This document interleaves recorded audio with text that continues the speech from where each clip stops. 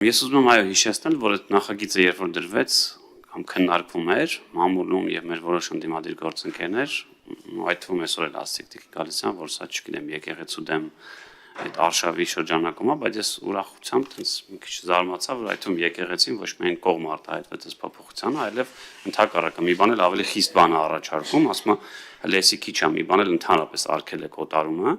բայց այստեղ մի դրվագ կա, որ Տիկին Ղազարյանն ասաց, մենք կարող է այդ պետական ցանկում ունենանք այնպիսի հուշարձաններ, որոնք օրինակ եկեղեցուն չեն պատկանում կամ կրոնական կազմակերպությանը չեն պատկանում, համայնքին են պատկանում կամ նախարարության ենթակայությանը եւ որոշում է կայացում, որ օրինակ կարող է եկեղեցին ավելի լավ դա կառավարում, ուզում է օտարի իրան, օտարել չի նշանակում միայն վաճառել կամ վերացնել, օտարել նշանակում է այսինքն քո տիրապետման տակ գտնվող գույքը նվիրաբերես, ասենք եկեղեցուն եւ եթե այդ արգելքը դնենք, հիմա կարող է ստացվի այդ փոփոխությունը չլինի, էլի, բայց այն որ եկեղեցին համանայն դեպս այդ ձեր ասած բարձր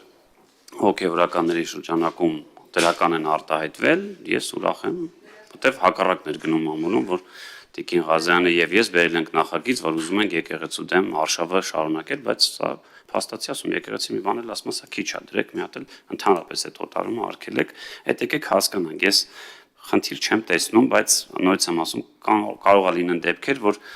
համայնքը կամ նույն եկեղեցին ասում է, որ օրինակ սա ավելի լավ կկառավարի համայնքը, ուզում է փոխանցի համայնքի ենթակայության, մեկ այդ գույքը միևնույնն է մնում է Հայաստանի Հանրապետությունում, ինքը չի կարող տեղաշարժվել, բայց տիտղոսային սեփականատերը փոփոխվում է, իսկ եթե դնենք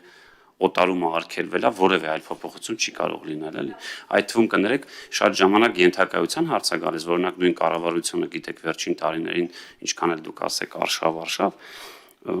այս երևի 4-5 տարում այնքան գումար է հատկացվել այդ կրոնական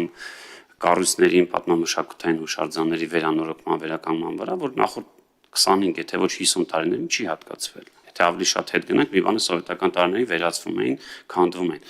Այսինքն այստեղ շատ ժամանակ գալիս է նաև այդ ենթակայության հարցը, նախարարությունը ուզում է որևէ բան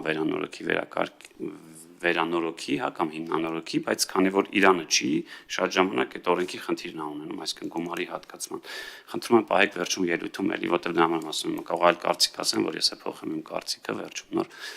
ամփոփենք, ես ուղղակի ուզեցի ասել, որ եկեղեցին ըստ էության դրական արտահայտվում, ասում եմ մի բան էլ խստացրեք։